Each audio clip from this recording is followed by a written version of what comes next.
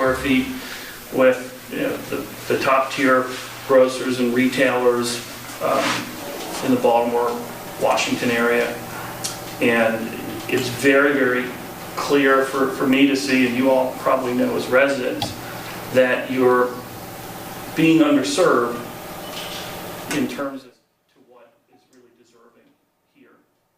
And our neighbor and our partner at Morgan State University is embarking on a unbelievable multiple year investment in the community. And so our vision to the longtime owners of the shopping center was everything's kind of coming together. We have tremendous investment in catalyst from Morgan State, not only on the main campus where we are now, but especially on the West Campus with the business school opening up later this year.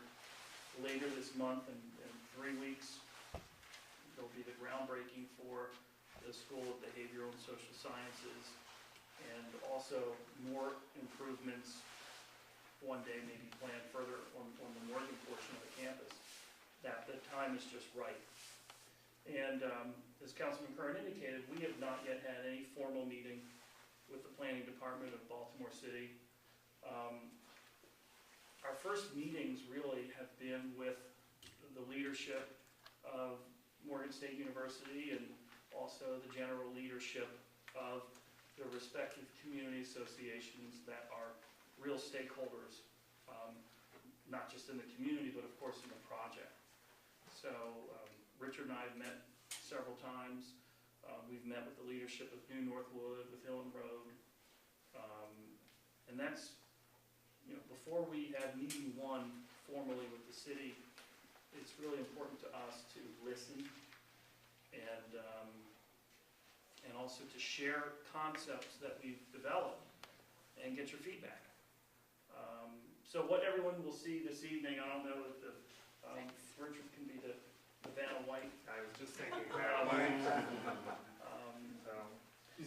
Which one do you have there? So this is the sort of bird's eye view of the layout. Let's do this one first. Of course, this is the prettier picture.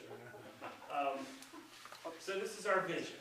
Our vision is to create a town center for Northeast Baltimore City, for everyone to be able to say, who lives in this community, this is my place. I know you got Hunt Valley, I know you have Belvedere Square, I know you have Towson, but have you been to my place yet? And so this is part of our vision, to create a town center that is together in concert with the phenomenal things that are occurring at Morgan State, and to transfer that over. And in some cases, it's over a little property line. In some cases, it's over the bridge that will come into play. But it is to transfer the excellence occurring at Morgan onto the shopping center site. So we can't promise that the project's going to look exactly like that. It's never how concept plans work. The trees may be a little smaller, bigger. They may be in different places. But the general idea of what the concept plan is really showing the vision that we want. We want a very active, engaged space for people to come to meet in the morning, afternoon, after work, after classes. Really, what is a town center? It brings people together. And there are a number of retailers, restaurants that we speak with in our business on a sometimes daily basis that they want to come here, but there isn't a project of a high enough caliber for those retailers, like a Chipotle, like a Panera. And when I say that, I don't want to say that we have signed leases with anyone, or I want to be very careful what we represent. But there are not projects in this general trade area of a high enough caliber for those tenants to come into. And it's up to a developer to create that forum for those restaurants, retailers, etc. to come to. So that's from a developer standpoint, I'd love for them to be it's called an end cap in our industry parlance, where if you're on the end, and that's something that, you know, we asked them to consider, and we were met with a pretty quick no on that. But it's a great question, whoever asked it, and I'm with you on that. Listen, can we comment on these or ask follow-up questions? As long as we can keep things moving and Sure. we can keep things civil, Sure. yes, you can ask one. On the McDonald's, first of all, I'm not sure that green space is restricted. I don't know, maybe you've looked into it. I'm not sure that that's not restricted open space. I don't know. I haven't had a chance to look into it. Second, that's going to create more traffic congestion than you're already going to create. Third, it's going to create trash. We already got trash. And unless you're going to have somebody there 24/7 picking up trash, which maybe you are, I am strongly opposed to either pad. That needs to be a setback. We have lost a significant amount of development land because Morgan took a big part of the commercial space. And that happened with no comments, no public hearings, anything. It's done deal, it's over the bridge. So you are limited, yeah. And I understand the McDonald's thing, and I don't know what your legal options are. But I'll tell you right now, with a pad there, a right-hand pad, are, in my opinion, totally unacceptable. And I think the congestion, the traffic, trash, the noise, and it's changing the character of the street, which has residential across from it. Thank you. Yeah, and I'll comment. Well, first of all, changing the character of the shopping center is obviously something we want to do. Yes, but not the neighborhood. Well, of course. We're only out to change the character of the shopping center, which I think we all agree could use a change in character. And while I, wish I could tell you that keeping McDonald's where it is to preserve the green space along Loch Raven is an option. It's an option if we want to have the same shopping center. And if we want to have what kind of project that we're talking about, then we have to relocate McDonald's. If we can't relocate McDonald's, it's a dramatically different project, more like what is currently there. So, The next two questions also have to do with the green space and what safeguards the communities have to prevent that being used, and those are more to you, I think, Mary Pat. Oh, And so I think that would be sorry, green space. So it was talking about the green space on Loch Raven and what safeguards the communities have to give input and raise concern about about the green space that Steve was just talking about. Right. I mean, I know it's a recurring theme. Basically, it all goes through City Council. There are 3 PUDs on the property now. One of them is Morgan, right? This is not my district, but I'm exactly south of it. But you're a council person. I'm a council person, and I have a bunch of constituents who have to live with it right across the street, so. I believe that it's very much a part of the PUD that really mainly controls the private property we're talking about. So what happens there would require a PUD amendment to develop on new parcels within the PUD would require an amendment to the existing PUD, and that would be part of a legislative process. So it would have to go through the Baltimore City Council, it would have to go through the Planning Commission, etc. And different agency reviews, but the most important is planning and City Council. And it would have to be approved by the City Council in order to go forward. So that movement of parcels within would be subject to City Council PUD action, planned unit development action. Okay. I'm sorry, I wasn't paying. That's fine, but you were mostly on point, so and those are all, that's all a process where there's availability for community input, and Absolutely, Right. absolutely, and we expect that to happen. So on the next question, on the Cold Spring Plaza project, there was opposition to the Family Dollar. Your company said they would take these concerns into account, but nothing seems to have come from it. What guarantees do we have that our concerns are taken seriously?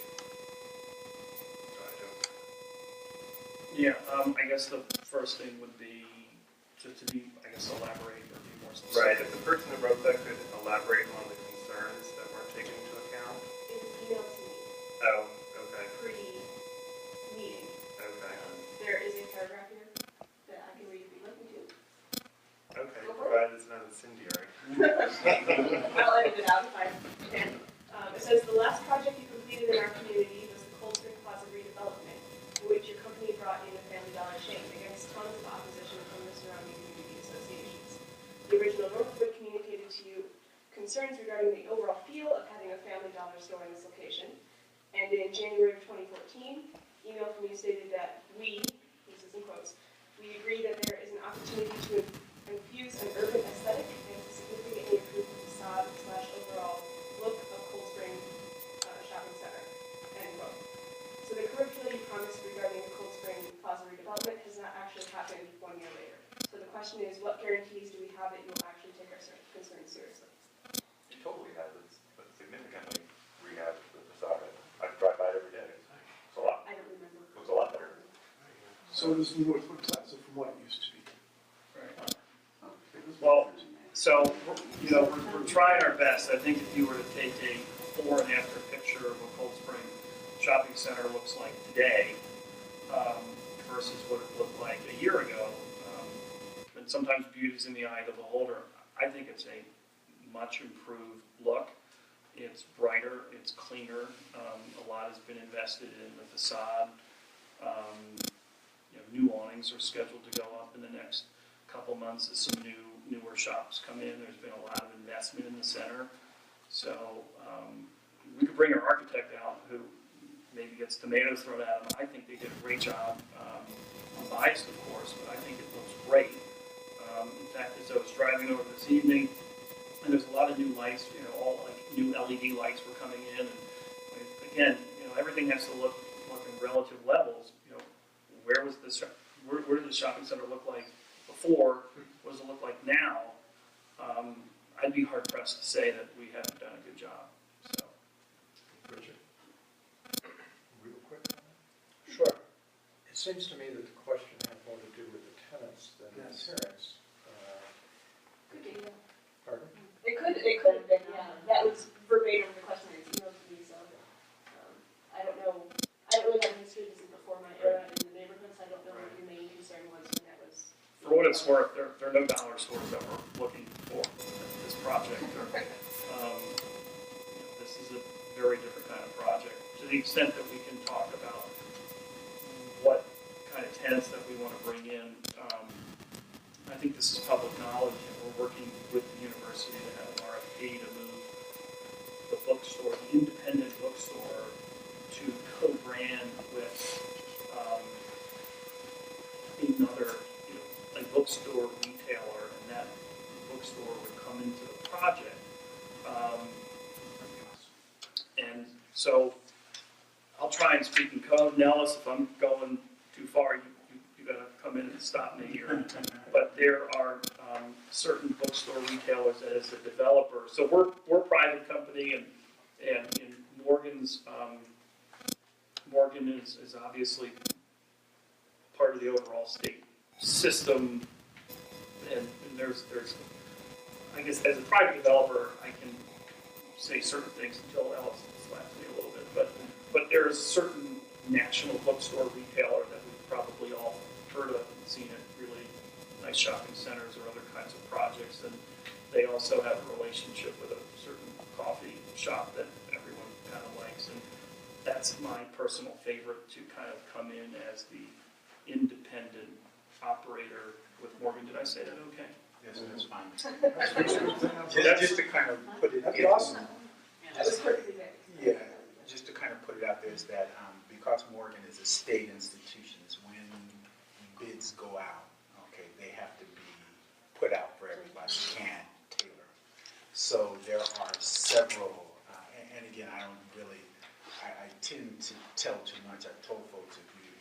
want me not to say it, you need to say, Ellis, don't say that, and I won't. But in light of no one saying, don't say that, I'll say it. So Barnes & Noble is a national retailer that will partner with universities. Okay, Books A Million also is a national retailer that will partner with universities. And there might be 4 or 5. Amazon actually just did their first one, Yeah. I think in Iowa, I want to say. So it is, what folks have found is that it is I don't want to use the word profitable negatively, but it works. For Morgan, I don't know how many of you have ever been in the Morgan bookstore? Yeah, you can. Oh, okay. Anyone know where, who here doesn't know where it is? Okay. Yeah, it's in, where we had the meeting last time, in that building down on the first floor. We have 1,000 different events in the evening and on weekends, and there's a lot of the public here. They can't get into the bookstore. We couldn't even get you guys to buy a hat. You said, Ellis, I want to buy a hat now. And there is the RFP, the request for proposal process that has to go on. So I don't know what's going to happen. On your RFP, why can't you have them develop a lease like you're going to do with a housing?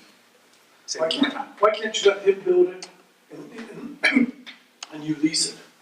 I mean, he's going to build it. Why can't you work a leasing arrangement so you don't skip the RFP? Okay, and again, even with a lease, if I'm understanding your question, Steve, even with a lease arrangement, Morgan says, okay, Steve, Mark, this is your property, we want to lease this much for a bookstore, okay, we're going to put Barnes & Noble in there. Okay, we can't do that. So okay. do you have to do an RFP for the house and he's going to lease you? Okay, No, they have, the partnership is what you have to RFP, right? okay. You Yeah, have the to, whole- you have to go out as Morgan. It only works if it's Morgan.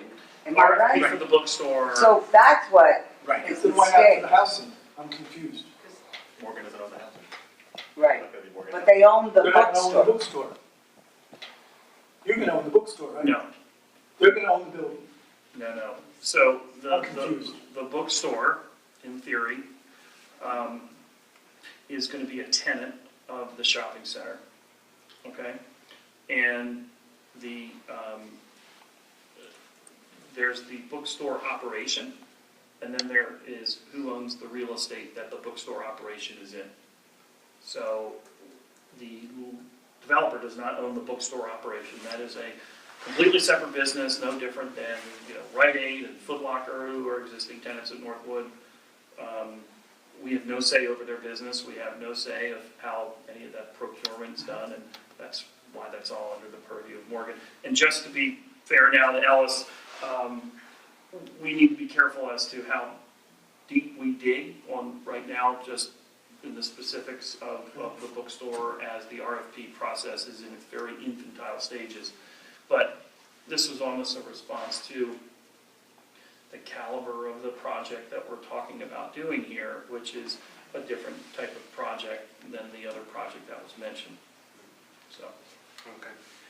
There are a few questions that raise concern about traffic flow and on Loch Raven and Argonne, and how parking, will parking be adequate within the property, or will it have an effect on parking in the community? So, it's great, another great question. One of the reasons why we're going to have structured parking is to make sure that we can adequately handle, not only by code, but perhaps even well beyond code, all the requirements of what parking is. If there are folks that are going to the shopping center that are not parking on our property, that we've all collectively done something very, very wrong.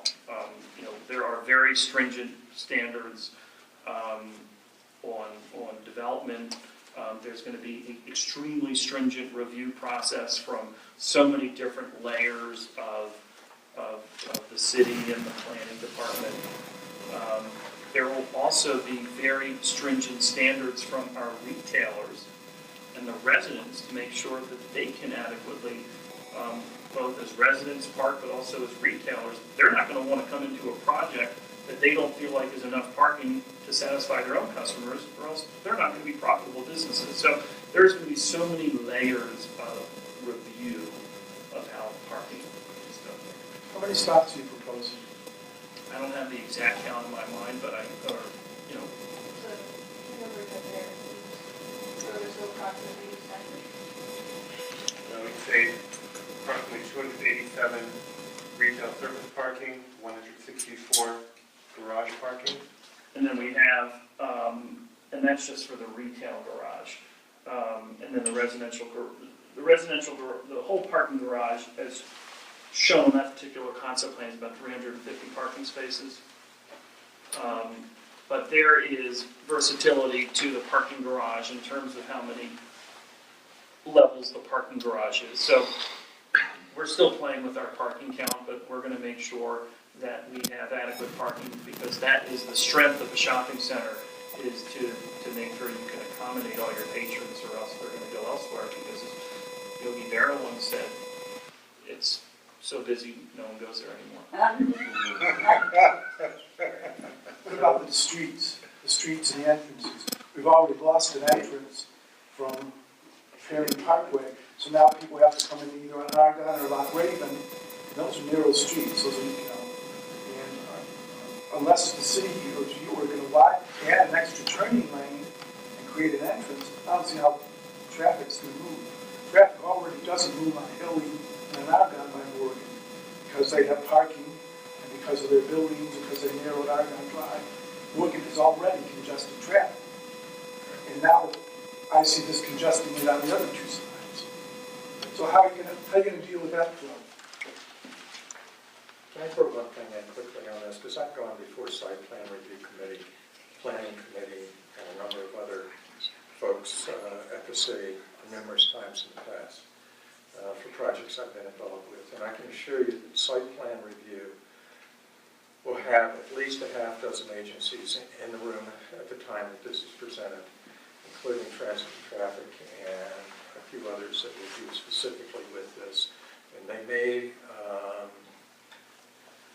I think it's sort of a 90% sure thing that they're going to make them do a plan or not only the parking study, but a traffic study for probably a half-mile ring around the center. So I think the issues that you have, and I think that we share, are going to be addressed at that time if their planner has not already done that. Yeah, that's I understand that. That's why I want to know if you've thought about them already and how to address them. We have, and there'll be traffic consultants that are working with us. All right, so moving on, the grocery store will be 1 story or 2 stories, like the Harris Teeter and Locust Plant. So, in all likelihood, it's probably going to be 1. So one of the reasons why the Harris Teeter is 2 levels is normally, grocery stores like to have 1 level, but when you have very constrained spaces and you want to put a pharmacy or something else on a 2nd level, that's something that you can do. First of all, I'd love to have a Harris Teeter with any amount of levels on this project. But with the majority of grocery stores we've spoken to, they've all asked for it to be a single story. Because we have tried to push certain grocery stores that have a larger footprint than 45,000 feet, and we've really tried to get them to think about having a mezzanine that could maybe be 15,000 square feet. So 45 plus 15 gets you the standard prototype that these grocery stores have in their suburban stores, where you have endless land to work with. Well, we have just over 7 acres here, and every inch is very precious to us. So, Who are the possibilities? Right now, everybody's a possibility, with the exception of like a Wegmans, because they would take up the entire site. But we have spoken to pretty much every major grocery store, from Giant to ShopRite to Shoppers to Wakefern Corporation, to all the super value brands. We've spoken to some of the locally owned grocery store chains in Baltimore as well. We've spoken to Harris Teeter. We're chatting with everybody. We have not settled on who we want to work with yet. Is the project fully financed? The answer is it will be, but without knowing yet what the final costs are, we don't know what the ratio will be between equity financing and bank financing, but we've been very pleasantly pleased with, we've had a lot of unsolicited investor interest, and we have told those folks, and these are some institutional investors, and we've just told everyone to be patient with us as we work through our costs, because to even tell them how much of an investment we would look to them for, we can't really give them an answer until we finalize our budget. Are you the owners asking for any city tax credits? We haven't started that process yet. Do you anticipate that you or the owner will be asking for it? I think we will. Because we have a great issue. Every tax credit we give away cuts our school funding in Baltimore City. It adds to our books and cuts our funding. And right now we've lost $35 million because we've given away so many tax credits. Thank you. What is the timeline of construction? When do you plan to begin, and how long will this take, do you think? So, construction on a project of this magnitude, if you take a look at how long it's taken the university, I'm not saying that in a bad way, how long it's taken to build the business school, which is extremely significant. That's taken, 2 years, Ellis? So, the interiors of a lot of what we're doing is certainly nowhere near as involved as the interiors that it takes to build a building of the building that we're in right now. But our project should be 12 plus months of construction. And when we have a timeline available, it will be extremely visible, so that everyone knows when we're breaking ground and what percentage of construction we're through and that kind of thing. Can I ask a question? Sure. Approximately when is this project to begin? So I'd love for it to begin tomorrow, Me too. but without kind of speaking on kind of timelines, there are certain milestones we need to achieve. And those milestones, first, will, in no order, is obviously certain agreements that we'll make with the university with regard to certain components of the project. Obviously, working with the city and amending the PUD and having everyone's input. Obviously, we can't go forward on the project until that's complete as well. So that process alone could take a year. More like 2. Well, we hope not. You're in Baltimore. Well, we hope not, because I think that this project should really have nothing but winners. We hope that the community will agree that the community will be a major winner in the complete and utter demolition of the existing shopping center structure and the rebirth of a project of the magnitude we're talking about. We think that the university will have a wonderful amenity piece to put on its brochures as new students come, prospective students, as this is another amenity feature for students choosing between Morgan and other schools. We think the community will be a significant winner of having new public spaces to access, to meet people, to shop, to just be. We think this will bring a lot of pride to Northeast Baltimore. To paraphrase Councilman Curran, who said not all great developments need to happen around the harbor. So let's hope it doesn't take 2 years, because that's a lot of good stuff. Why wait 2 years for it? So the next question, who will manage the property once the building is complete? And I'm adding this, will there be considerations for security, trash, those sorts of things? Sure. Well, I'll answer them in order. So the project's gonna have different components. It's gonna have a retail component, it's gonna have a residential component. It's gonna have a parking garage component. And so our approach is to bring the best of breed and management to each of the different functions. So the group that would say be responsible for managing the retail shopping center is not gonna be the same group that's responsible for managing the residential. Often, those are very specific specialties, and it's not every company that can do the same. And also, to the extent that there's management for the garage, there'll be a company that's what they specialize in. So that hopefully answers the management question. Security is a really important thing, and Ellis and I had a meeting as recently as last Thursday? Here, not in this building, but on campus, with Officer Worley could not attend, but one of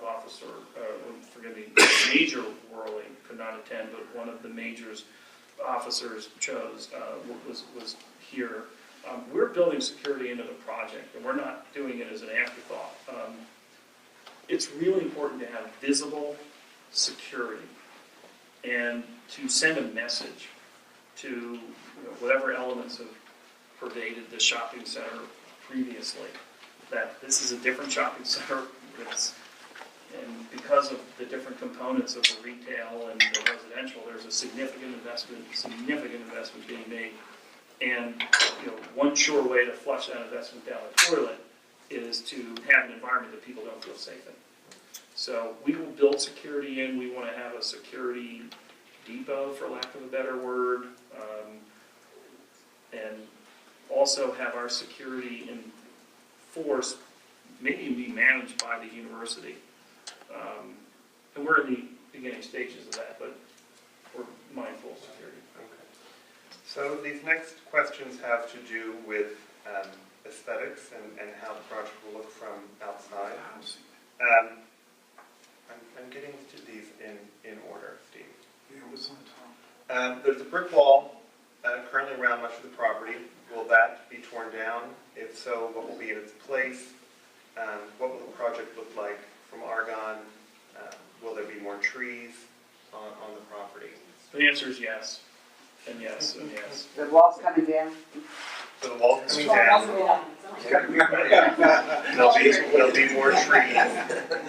But could you speak a little bit to how the project will look from outside looking in? Sure. That's going to have an impact on.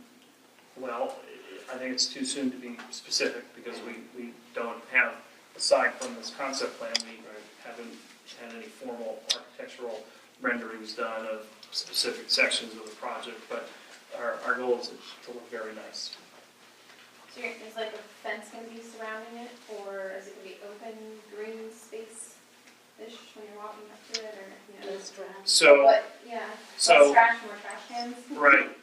So I would say representative models of projects that will have influences of how we're designing it is McHenry Row, Hunt Valley Town Center, Camp Grossing. I mean, those are kind of projects that I would say are representative projects of elements that we'd like to have in it. Will it look identical to any of those? No. But will there be parts of it that we'll be mindful of in our design? Absolutely. The part on Argonne Drive, that'll be the back of the garage and housing unit. Will that be set back, or will that be right at the street, right at the sidewalk? So, how close? You've got a building that runs along Argonne, right? Yes. So exactly how close in this concept plan it is fairly close. It's right at the sidewalk. Yes. So that the entire project. I mean, I think we can take a look to the extent that. What are the projects that you run involved in? So Hunt Valley is a project I was involved in from the very start. Were you the lead? No, I was not the lead, but I was part of the development team that did that project over 10 years ago. So. Yeah, so I think Which is the building that's on Argonne? here.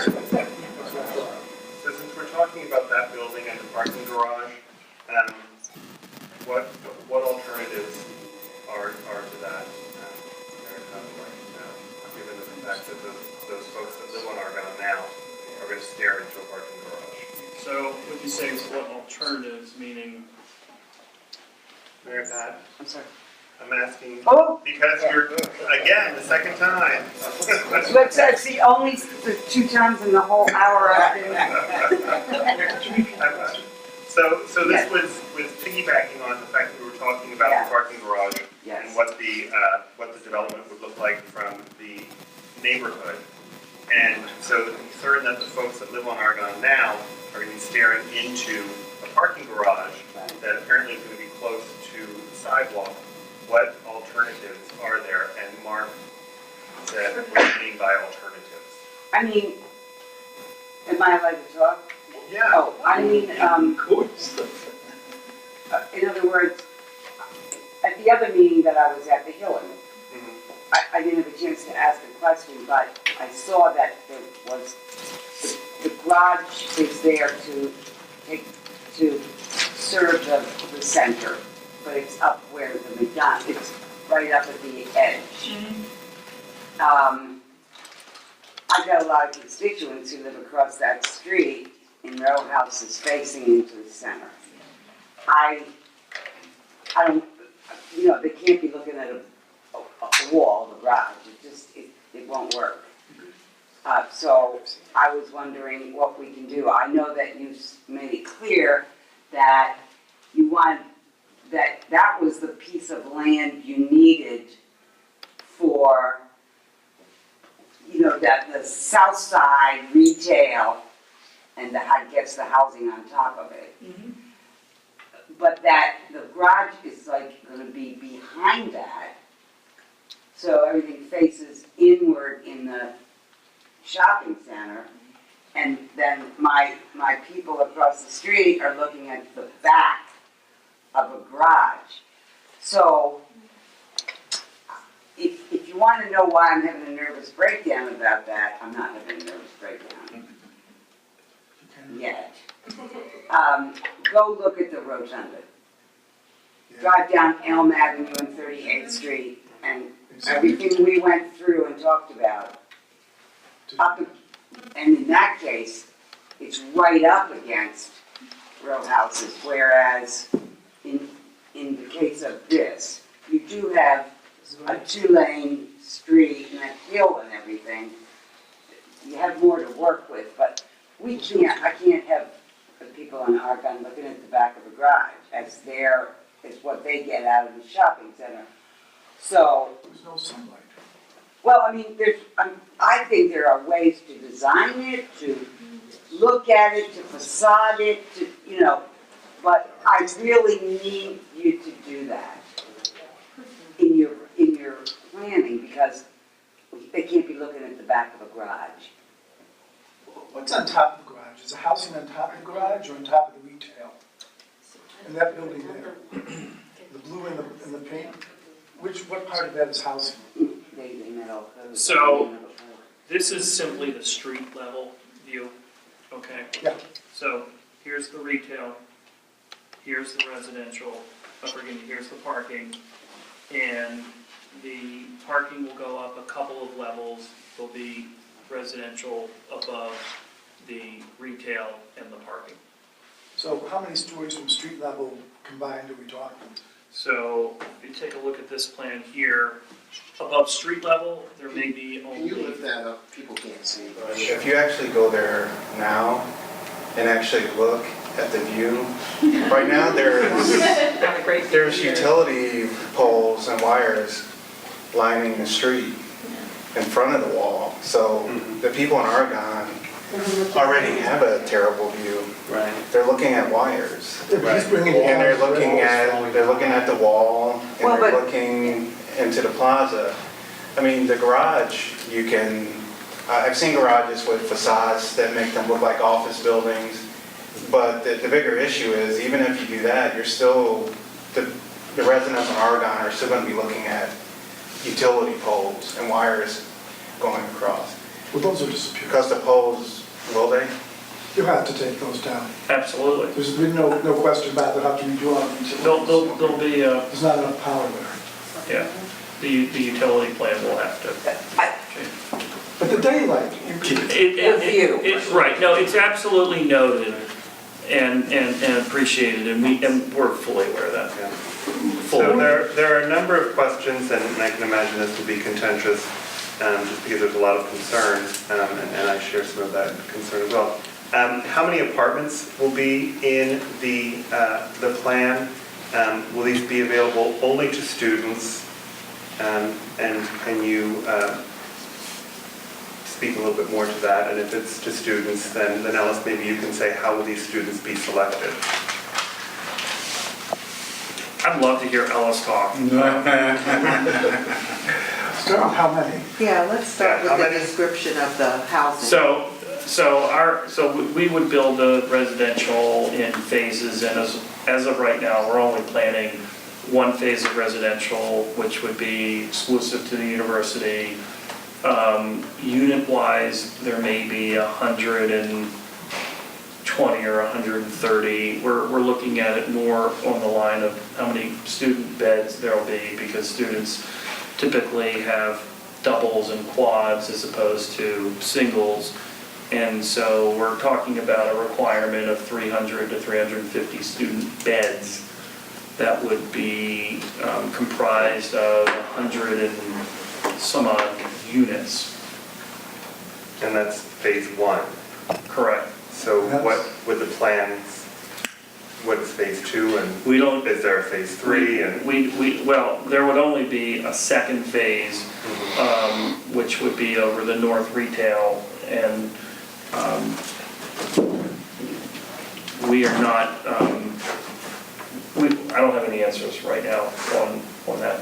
It's not contemplated right now. So the only housing now is over the parking garage south retail. Correct, that's all that's being planned as of this point. We may build the North Retail such that it could one day support an additional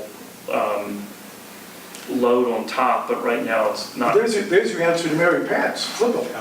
Yes. But, Flip them. Flip well, I them north was and south thinking of that, buildings. but About the same footprint. Well, the parking garage is going to have to work on the south regardless, so. No, you've got space behind it. I'd look at flipping it.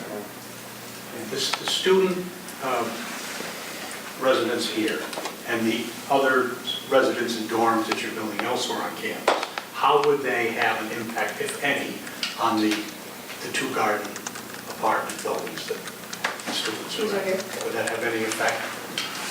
Yeah, and again, just so folks know me, you see me all the time, but just to know kind of where I fit into Morgan's structure. Morgan has this effort called the Morgan Community Mile, and it is our effort to say, how can we as faculty, staff, students be great neighbors? Okay, so that's my task. There are folks who are here who are teaching students every day.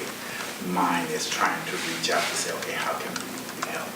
So student housing is in another area, but I'll tell you what I know. Just a little louder, please. Okay, I said student housing is in another area, but I'll tell you what I do know. Originally, when we went into Marble Gardens, it was temporary because we were going to build right in front of where student housing is now off Lock Raven. MICU is the note holder on that property. And MICU is the note holder on that property. Which property, the apartments? On Morgan View Apartments. Okay. Okay, on Lock Raven, oh, I'm sorry, so is Marble Gardens. On Lock Raven up off, just north of Cold Spring. All right, so there, you've seen that complex as you drive up and down. There are 800 beds there. It's beautiful. The second phase was to be another 400 to 600 beds right in front of it. Okay, that was always, MICU said for you to do that, there are rules 1, 2, 3, and 4. Okay, and so part of that was increased student enrollment, identified demand, other rules that were there. As we were moving down that path, if the rule is 3 years or 4 years in a row of increased student enrollment, we've gotten to the third and missed the fourth, or gotten to the second and missed the third, and the clock started over again. But that didn't take away from the demand for student housing. So that's how we went into Marble Gardens initially, with the idea that we would rebuild this.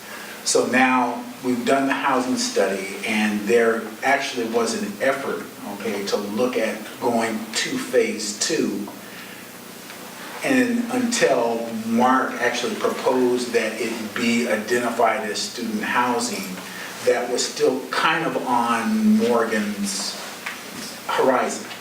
All right, so, and the idea was if that phase 2 came, we were pulling the students out of Marble Gardens, okay, back onto our own property.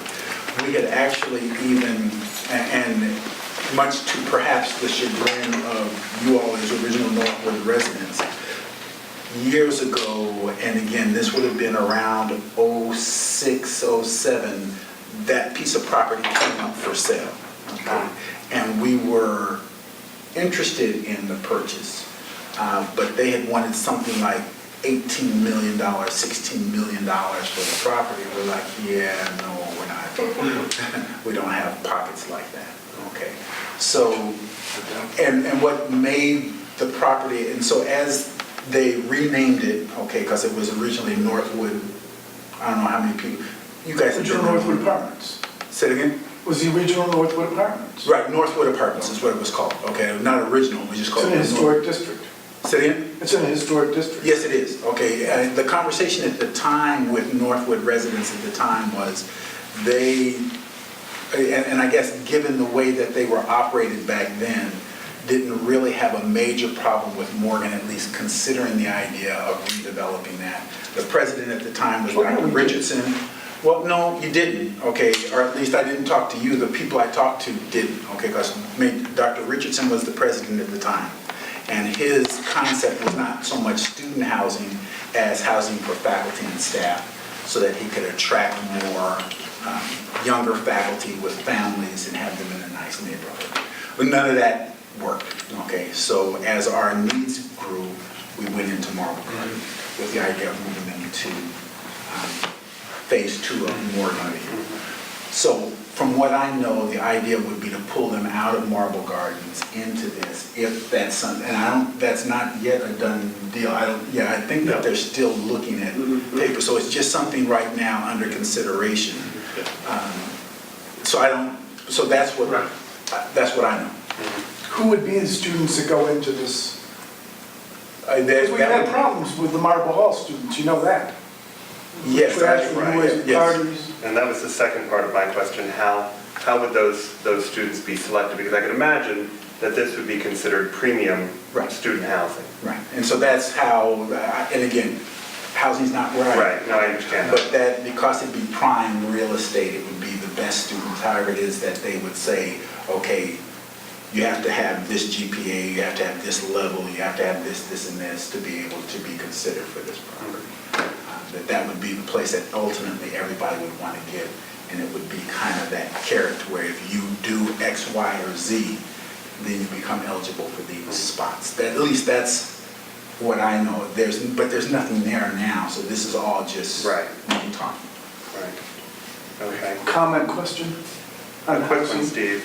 What? Quick one. On the housing, you're putting 350 students in a shopping center across, bordered on two sides by residential, and you're basically moving the Morgan campus another block closer to our neighborhood. It's going to be a campus.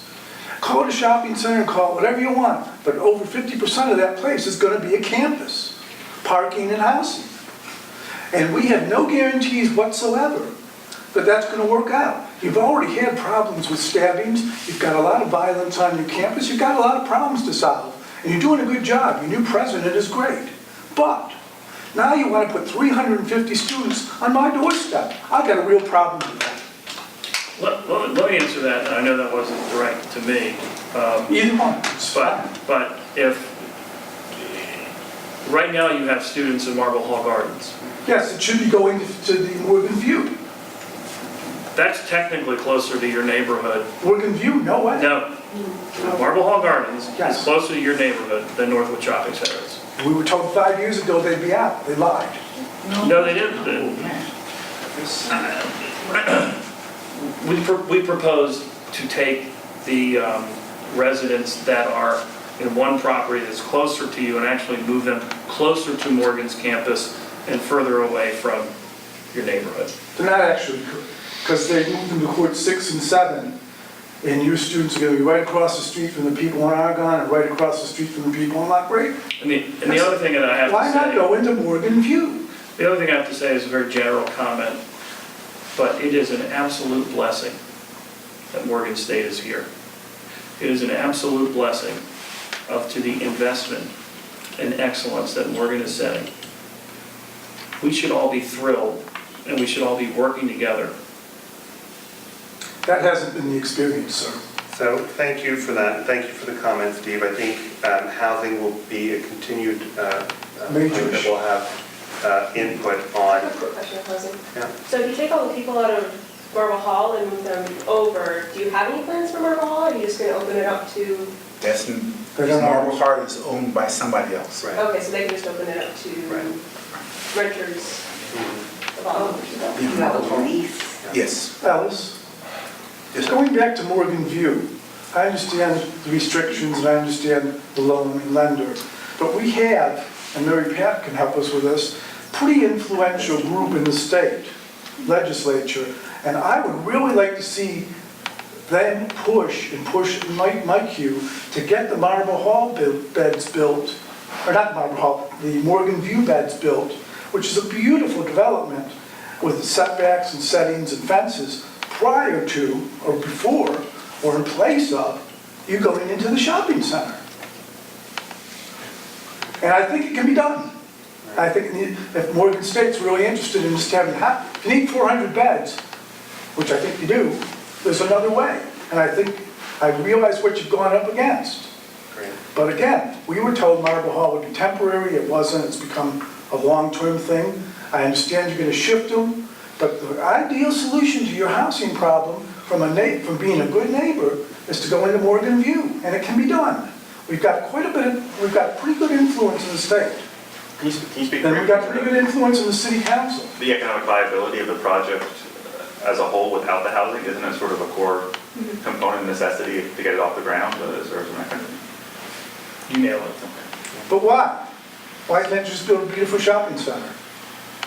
So I don't speaking of understand the a beautiful- economics. Speaking of a beautiful shopping center, how will the retailers be selected and what will the mix be? I mean, we've talked about the existing retailers and we've talked about the grocery store, but could you elaborate more on that? Sure. So we haven't begun the formal marketing of the shop retailers. We have about 50,000 feet of what we call shop space, of which about half of that will be already committed to a bookstore, we hope. The existing pharmacy stays. Foot Locker, existing, I don't know if you all know Foot Locker is actually a tenant in Northwood. They'll stay. There are a couple of tenants. I mean, we want to keep a local flavor, obviously, of tenants that are great merchants at Northwood and keep them in. And with the balance of that space, we'll select likely from national retailers, which will be a nice complement to the locals that we keep. And a lot of those, I would say, would be really answers to the community. If everyone looks at like, where do you all go to lunch, where do you all go to dinner, are those options at the shopping center right now, or are there options that we could bring in? So, and then Richard, I would also ask for you, this could be a good homework assignment for everyone, is give us names. Give us names of like, I mean,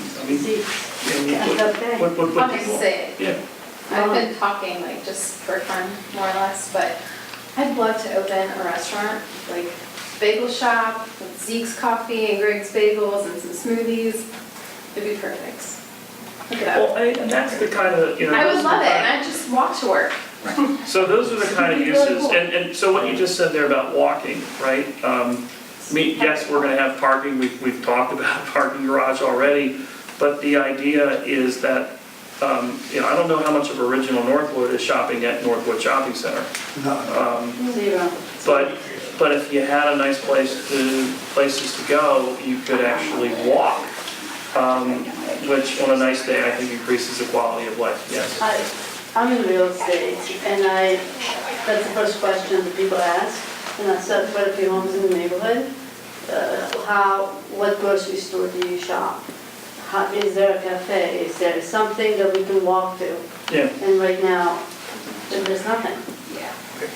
And just to make sure that I was hearing you correctly, is that it's not that you were looking forward to having a shop like that there, you were looking at you personally being I've one. seriously contemplated it. Yeah, I'm not a business owner by trade. I'm a mass spectrometrist and scientist at Johns Hopkins. Wow. But I also waitress many, for 6, 7, 8 years. Will you cut the rents so that local people can go in? Because obviously, national retailers and locals have... Hold on 1 second, let me please kind of respond. Tell me your name. Lauren. Lauren, okay. Inside the two buildings the one building that's coming up right now, plus the one that we're going to break ground on, there is a retail space design in there. Okay, it will be kind of open as RFP to folks to say, okay, come and put a shop in here.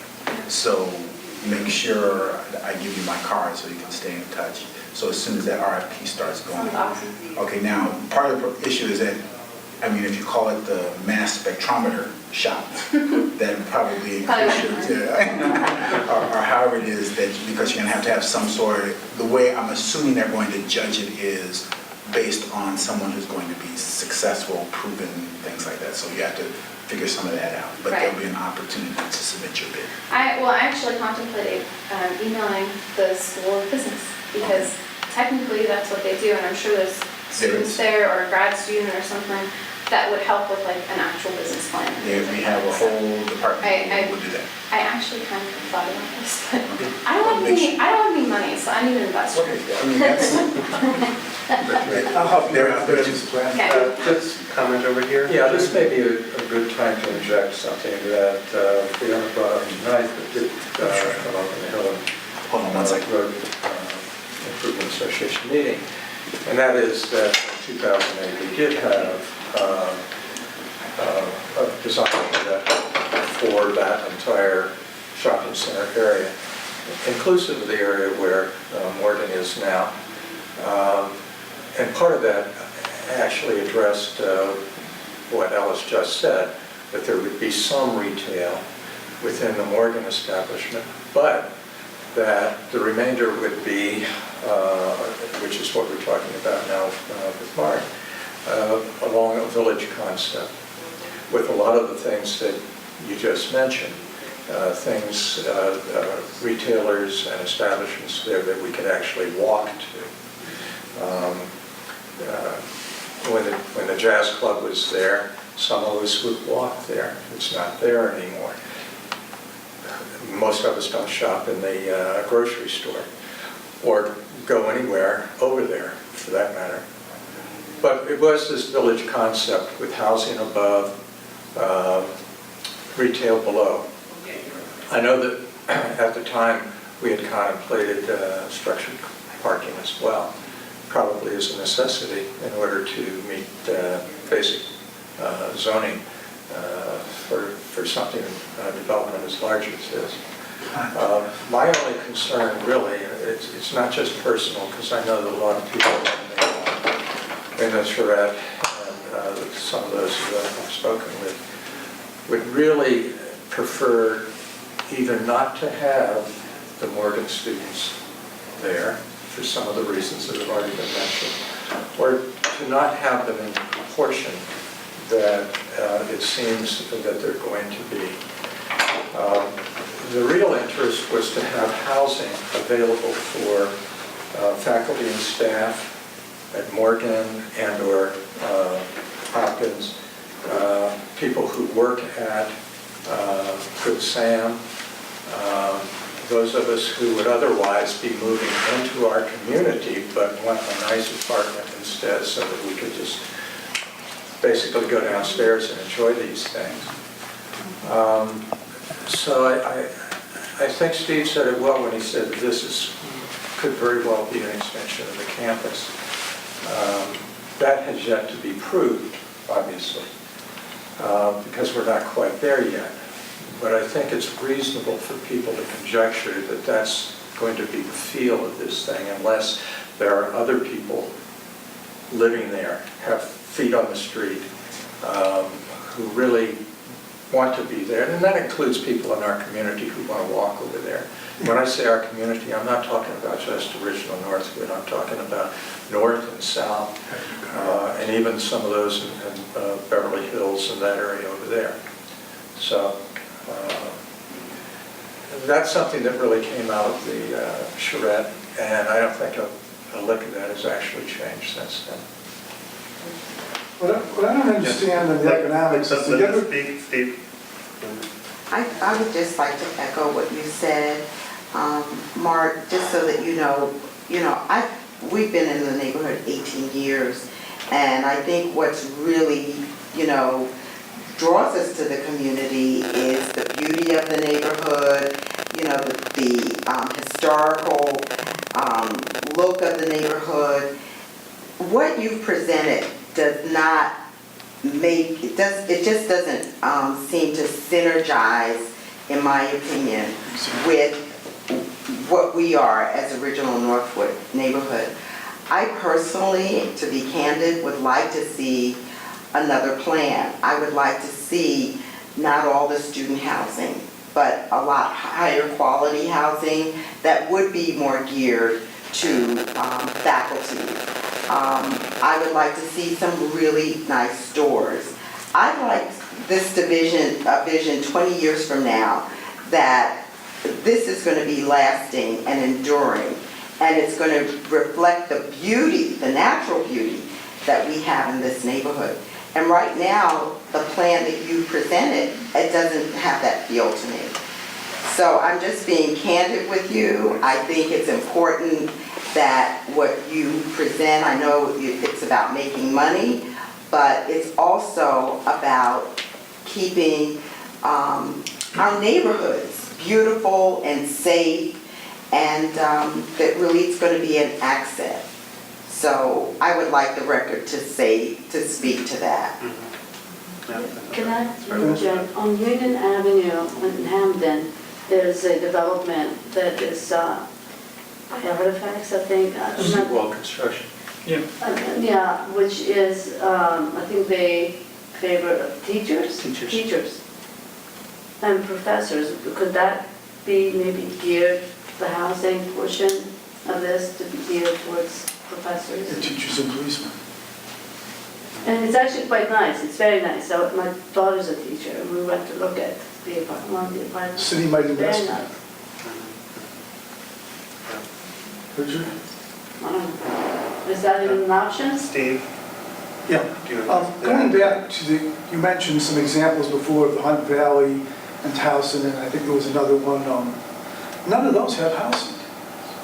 Hunt Valley is under construction right now to add. Yeah, but not in the shopping area part. You're not above the retail there. They have over 100 acres there, and they're able to do. Yeah, but we have seven, and We have that's seven. why you're not able to do it. That's right. So we have to be very careful with every inch of the property because we don't have the ability I understand that. to do that. McHenry Road does have very significant housing as part of the project, and what's going on in the Renaissance of Towson also has very significant housing going on. But not in the shopping center. Could you speak out to the concerns that they had about the shopping center being in keeping with the flavor and style of the Sure. neighborhood, and the possibility of maybe adjusting the proportion of housing that is students that could be geared to other professionals? Right. So I want to make sure, I understand the comment. Because obviously when we take a look at how the shopping center looks today and how, we've conceived this original vision, obviously we think that it's a significant upgrade. And trying to be careful of the distinction between, is it the components of the student housing, or forgive me, the housing itself, that you feel is detracting from the beauty of the neighborhood, or is it the quality of architecture of which is only being shown in the concept plan that you think is detracting from the beauty of the neighborhood, which I have a hard time thinking that the concept plan and the architecture that is shown, which is really modeled after, all the top tier projects in our market and throughout the country, isn't a good first start. Obviously, we can, we'll be very selective with the materials. We want the level of architecture and quality to be 100% consistent with the kind of level that's being done by the university. As we said from the outset, we really, from a quality of construction and design, we really don't want there to be any distinction whatsoever between what we build and what the universities build. So obviously very sorry to know that you're disappointed in the concept plan that we've provided and the level of architecture shown. It's the first I've heard of it. Probably won't be the last time, I'm sure. It's hard to please everybody, and we're sorry that we've not hit your goals. We're certainly working hard to make sure we can. I had a comment about the housing. I think one of the issues here is that a lot of people here are envisioning Marble Hall, east, as it were. And I think the developers are envisioning something more like Charles Commons, where you have, the bookstore, the retail, my employer, the credit union is beneath, the apartments there. And I'm not on the Hopkins campus every day, but I don't hear a lot about issues in Charles Commons. And, my question on the index card was about the management of the property. And I think that would play a key role in any of this. And, I'm a bit of a broken windows, theorist, and I believe that how you maintain a property will say a lot about what happens there. We signal with how, we maintain things, what we will, permit to happen there. And it doesn't matter which students you have there, although we would prefer students in their third, fourth year or beyond. That would be ideal instead of having underclassmen or younger people. But that said, if you signal the management of the actual residents, if they signal, and we as a community signal that it's not permissible to run down the neighborhood, then I think that speaks volumes. And it's, I think, why the property is as it is today, because the current owners, and I don't say this to reflect upon you, Mr.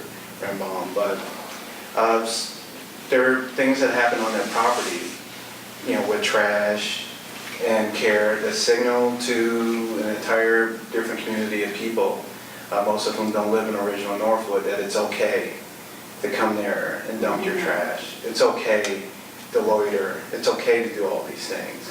So one of my major concerns about it, and I think a lot of this was alleviated when you did, I was at the last meeting of the HRIA. The scope of the project, I think, would alleviate a lot of these concerns. I was hoping there'd be first-class tenants and not, down-market tenants, because that's a signal to people what you'll accept. And I don't want to go on too much longer, but we've been having this discussion as a community on the next door site about the giant supermarket on 33rd Street. And I made the point to people that a lot of the issues that people are having in the store and outside the store are all connected, in that the store management there allows certain things to happen. They allow the lot to be filled with litter. They allow a lot of riffraff to be in front of the building, where maybe 50 to 100 yards away you have a Ace store where the lot is clean. There's nobody loitering in front of the store. It's a positive shopping experience. You have two different places, all within the same development, with two different experiences. And I think the important thing is what we signal when this thing is developed. And I think that would tell the story more than who is actually occupying the apartments. Well, I just think when you have students though, you have a lot, it's a lot of in and out, you know, it's very transient. You know, every 2 or 3 years, if at best, it's gonna keep turning over. So I think inherent in having student, and no offense, I mean, I love students, but you know what comes with student housing. You just have, it's gonna be a lot of turnover. Whereas you're not gonna have that if you probably have faculty or higher income rentals. So that's why I'm saying let's consider making it the very best we can make it. And I realize Morgan is a big player here, but the community is even larger. Well, can I ask, is that a done deal, that it has to be students? Because I mean, there are deals and there are deals. Sure. Is that part, is it plausible that can be other than students? So there are no done deals on anything associated with this project yet, other than my involvement in it. Okay. Is there an understanding? There's obviously an understanding. So we've had professional market studies done by companies that we're looking at in terms of what is the demand, what is the economic viability, and we run different models, and so we're relying on those models, and we continue to update them with really good market research. So, yeah. Hey Mark, yeah, I've been thinking about this, and I'm sort of listening, interested in the economic viability of. Let me say it another way. Like, it seems to me like this project can't get off the ground unless you put some type of housing on the property to drive tremendous foot traffic to these retailers who many of us hope are high, right? So like, if you're gonna put in, a Starbucks or a Barnes and Noble or a major national restaurant chain, they've got their foot traffic numbers to meet, and if you don't, in that particular piece of property, they're sort of looking at it as like, how do you get more people in the door to buy stuff, and so locating housing on the premises itself seems to make sense. And I don't know if you can react to that. Like, is that sort of like what's really happening here? Like, look, if we don't have housing here, we're not going to get anybody. And what we could argue about who this, whether it's student housing or professional housing, but, and it's sort of like, what can we guarantee, year in and year out? Right. So for the long-term success of the project and the viability of the project, and probably to get it financed and off the ground and to get the kind of tenants and retailers and amenities that everyone in the neighborhood wants, we absolutely have to have housing, and so you're correct in your assumption. I have a quick question. So with their charrette that they did, and how, everybody put so much work and effort into it, and eventually it fell apart. Mm-hmm. Is your plan kind of like foolproof so far? Are we like all having these meetings and discussing these theoretical things, or is it like actually going to happen? Well, depending on how much opposition there is, it won't happen. And if there is not an economic viable model for us to do, it won't happen either. And we'll have to continue with what exists. But if we... there could be other developers and other models. Well, I don't like this take it or leave it. Okay, well, Steve, if I can interject here, okay. And the charrette that Jim has made reference to, when that happened, the owner was not at the table. Yeah. Okay, Morgan was there, and actually what I kind of like is that if we took what the plan was then, Morgan's looks a lot different, but lay it on top of this, there's some similarity. It's very similar. As Jim points out, though, that the idea was that it would be higher level housing. Okay, there was resistance way back then to there being Morgan students in the place.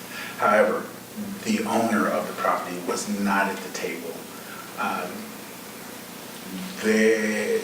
they only kind of interested in what happened as a result. Okay, well, right now the owner is at the table.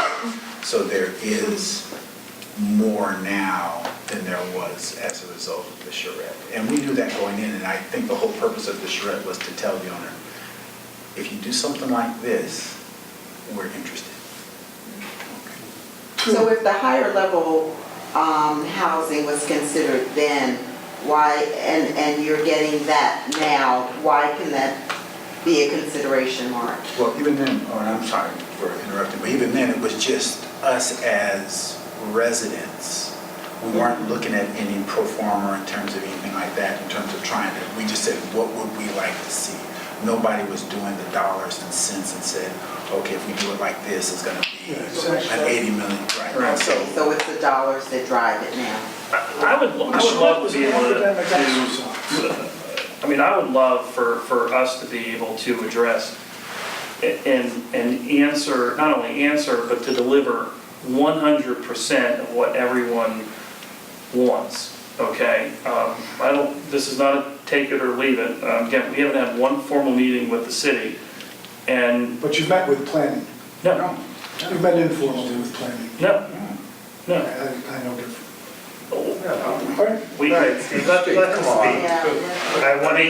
You're either calling us openly a liar, or we have not met with planning. Okay. At all. At all. But we've had numerous meetings, too many to count, with the community, because that's where our thrust is right now. There's not a planner assigned to this. There is not a file that's been opened on this. No, there's not. Steve? Okay. So in general, is the communities receptive? I'm sorry? In general, the community meetings that you attended, the community is receptive to this idea? Yes. In general? Yes. Have there been any comments similar to ours? Very. Absolutely. There have been? Yes. Okay. And we know that, okay? And so when you account for, like, so for example, if we could keep the green space, which we know that the community wants, well, first of all, we want to transfer that the beauty and the amenity of that green space into other parts of the project. But leaving that out for a second, if we could keep that there, that means we wouldn't be able to. That means we wouldn't be able to do the project physically in terms of the chess pieces that we have to move around. We'd love to. The very best we can make it, and I realize Morgan is a big player here, but the community is even larger. Well, can I ask, is that a done deal, that it has to be students? Because, I mean, there are deals and there are deals. Sure. Is it plausible that it can be other than students? So there are no done deals on anything associated with this project yet, other than my involvement in it. Okay. Is there an understanding? There's obviously an understanding. So we've done we've had professional market studies done by companies that we're looking at in terms of what is the demand, what is the economic viability, and we run different models, and so we're relying on those models, and we continue to update them with really good market research. So, yeah. Hey Mark, yeah, I've been thinking about this, and I'm sort of listening, interested in the economic viability of. Let me say it another way. Like, it seems to me like this project can't get off the ground unless you put some type of housing on the property to drive tremendous foot traffic to these retailers who many of us hope are high, like, right? So like, if you're gonna put in, a Starbucks or a Barnes and Noble or a major national restaurant chain, they've got their foot traffic numbers to me, and if you don't, in that particular piece of property, they're sort of looking at it as like, how do you get more people in the door to buy stuff? And so locating housing on the premises itself seems to make sense. And I don't know if you can react to that. Like, is that sort of like what's really happening here? Like, look, if we don't have housing here, we're not going to get anybody. You know, and what we could argue about who does, you know, whether it's student housing or professional housing, but, you know, like, and it's sort of like, what can we guarantee, you know, year in and year out? Right. You know? So for the long-term success of the project and the viability of the project, and probably to get it financed and off the ground and to get the kind of tenants and retailers and amenities that everyone in the neighborhood wants, yeah, we absolutely have to have housing. And so you're correct in your assumption. Just a quick question. So with their charrette that they did and how, I mean, everybody put so much work and effort into it and eventually it fell apart. Is your plan kind of like foolproof so far? I mean, are we like all having these meetings and discussing these theoretical things, or is it like actually gonna happen? Well, depending on how much opposition there is, it won't happen. And if there is not an economic viable model for us to do, it won't happen either. And we'll have to continue with what exists. But if we... there could be other developers and other models. Well, I don't like to take it or leave it. Okay, well, Steve, if I can interject here, okay? And the charrette that Jim has made reference to, when that happened, the owner was not at the table. Okay, Morgan was there, and actually what I kind of like is that if we took what the plan was then, Morgan's looks a lot different, but lay it on top of this, there's some similarity. It's very similar. As Jim points out, though, that the idea was that it would be higher level housing. Okay, there was resistance way back then to there being more students in the place. However, the owner of the property was not at the table. They only kind of interested in what happened as a result. Okay, well, right now the owner is at the table. So there is more now than there was as a result of the charrette. And we knew that going in, and I think the whole purpose of the charrette was to tell the owner, if you do something like this, we're interested. So if the higher level housing was considered then, why, and you're getting that now, why can that be a consideration, Mark? Well, even then, I'm sorry for interrupting, but even then it was just us as residents. We weren't looking at any pro forma in terms of anything like that, in terms of trying to, we just said, what would we like to see? Nobody was doing the dollars and cents and said, okay, we do it like this, it's gonna be an 80 million, right? So it's the dollars that drive it now. I would love to be able to, I mean, I would love for us to be able to address and answer, not only answer, but to deliver 100% of what everyone wants, okay? This is not a take it or leave it. Again, we haven't had one formal meeting with the city, and... But you met with planning? No. You met informally with planning? No. I know that.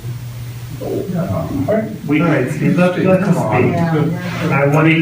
you're either calling us openly a liar, or we have not met with planning. Okay. At all. At all. But we've had numerous meetings, too many to count, with the community, because that's where our thrust is right now. There is not a planner assigned to this. There is not a file that's been opened on this. No, there's not. Steve. Okay. So in general, is the community receptive? I'm sorry? In general, all the community meetings that you attended, the community is receptive to this idea? Yes. In general? Yes. Have there been any comments similar to ours? Very. Absolutely. They have been? Yes. And we know that, okay? And so when you account for, like, so for example, if we could keep the green space which we know that the community wants. Well, first of all, we want to transfer that, the beauty and the amenity of that green space in other parts of the project, but leaving that out for a second, if we could keep that there, that means we wouldn't be able to do the project physically in terms of the chess pieces that we have to move around. We'd love to be able to tell you that the residents that are going to be in the project are going to be 100% the exact residents that right now you think are the ones that will make the project. I'd love to be able to tell you that, but we have if we can actually develop a financially viable product. And so there are a number of factors that come into that. We understand that as a developer, 100% of our wish list won't be obtained, because that's the beauty of this process, is that you get together, you get feedback. There's going to be important things to every stakeholder in the project. And there are many stakeholders in the project, not just the developer, but it's the community, it's the university, it's the tenants in our project. There are a lot of stakeholders in this project. We'll have to make concessions to our tenants that want to come in here. There may be one grocery store we like above another that we know that the community will like better. We may have to sacrifice a couple dollars in rent for that because we know that's going to make the project better. So we're going to be making concessions and compromises all over the place. That's part of doing these kind of projects. But if we fail to see the big picture, at least what I think is the big picture, which is taking lots of sticks of dynamite, getting rid of the eyesore that we have and replacing it with a transformative town center project for Northeast Baltimore, that's really what our goal is. And I hope that all of the stakeholders get an A for their wish list. Some might get a B+, but if the overall goal is to have a project that we're all proud of, and you don't have to get into a car and drive somewhere because you have most of what you want across the street instead of down the street in a car, then we know we've succeeded. I hope I can get a 90 or a better and get an A on what we're doing. I mean, that's our goal. We can't be successful if the community doesn't love what we do, because that's who's going to support the project. Going back to the synergy and stuff that you mentioned, I'd like to finish. You've had an ample opportunity. Yeah, but I'm not done. You will be able to speak. Right now, someone else is. I really applaud what you guys are doing. We've had our conversations, and you know where some of the differences actually are. But we're dealing with Cinderella slipper here. And the one thing I will say is that packing an awful lot into a small space, and having had experience with a lot of shopping centers in Maryland, New Jersey, Pennsylvania as a designer, I know this is a very, very tough project to deal with. You got, what, over 30 feet of slope from the northeast or northwest down to the southeast. You've got north to south dimensions that are harder than hell to deal with. And I'm not going to reiterate what Mark has said about the demands of tenants. I'm very familiar with those. But I've got to tell you, the direction that they're going in, I think, is a very good one. I would like to be able to say that 6 months from now. And you know that. But I was at the last meeting, and I think there are several other people here who were at the, well, I'll call it the last meeting, the Hill and Road meeting. There's nothing that's been said tonight that wasn't said there. There's a lot that we all around this area have in common. And one of the things I said very near the end was that the demographics of this area are better than the demographics around Belvedere Square.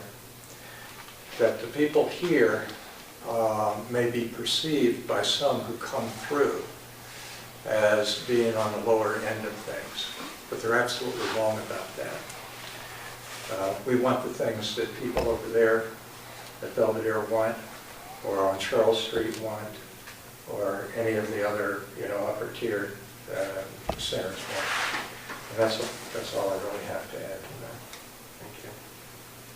Steve? I want to go back to her synergy thing, which was beautiful and wonderful, and back to Mary Pat's thing about the parking and the housing. It is, no matter what you say, changing the character of the neighborhood. You have two pad stores that are going to create a commercial strip where there's green space. That changes the character of the neighborhood. You now have a large 5, 6, 7-story building backing up to a residential neighborhood. It's changing the character of the neighborhood. I still don't buy, and I may be wrong, that you can't put together an all-retail office complex that is profitable. And I'm an investor with an MBA, but that means nothing. I can't believe that there aren't alternative plans to this. And that's where everybody I talk to says, if you don't get housing, if you don't buy this, you know what? You're going to have that piece of crap for the next 20 years. And that's a take it or leave it to me. And I think we can do better. I think what you got is good. I think your concepts are good. I think there could be housing there, although I'm not in favor of housing. And I'm certainly opposed to any student housing whatsoever. And I think that there's two things down the road, if you want to move this project quickly, that have to change. That's the two pads, regardless of McDonald's and what you do with them, and the student housing, or that much housing. Because I think if you don't, you're going to run into, this project is going to be killed somewhere along the line by somebody. And we saw it over in Hamden or in Remington, we've seen it other places. Doesn't take long. Steve, if you're going to get feet on the street, you have to have housing. And I disagree with you on that. If we're going to have housing, fine. Cut it down to 100 units, reposition there who absolutely spent hours on this. Yeah, but that went nowhere. It was an academic thing. It was great, but it went nowhere. It was not academic. It went nowhere, Jim. It was an expression of what the community really wanted that area to be. Community. It was better than what we're doing here. Maybe it was better than what we're doing here. You should have been there. I wasn't. So we have a few more minutes left. There are two questions that I want to ask, and then we'll close. On that. Have there been any studies done on the impact this development will have on property values in the surrounding neighborhood? Yes, good question. No, we haven't done those studies yet. But as I answered at the last Hill and Road meeting, with the amount of investment that we would propose, one would only think the property values would go up. Is that planned? Once you have a little bit firmer of an idea, is it planned to do that kind of study? We'll do an economic impact study, and I'm sure that there's a portion of that report that might deal with that, but I don't do those studies, so I can't answer specifically. Okay, and then one other question, the last question here. Northwood Plaza is historically relevant for two reasons. It's one of the first modern shopping centers in the country and was a location of movie theater sit-ins in the 1960s. Why not keep the name or choose something less boring than Northwood Commons? Might be my favorite question of the night. We're not married to Northwood Commons. I think it's important for the name Northwood to be in the name. Yes. And I'm happy to take suggestions. I mean, we can open it up to a community-wide contest, and there's no vote for the Ravens. Yeah, I mean, yeah, give us some suggestions. But I like Northwood Commons, not married to it. Please give us some suggestions if you like others. Mark, a historic marker that explains this would be far better than just having the name, because the name has been there.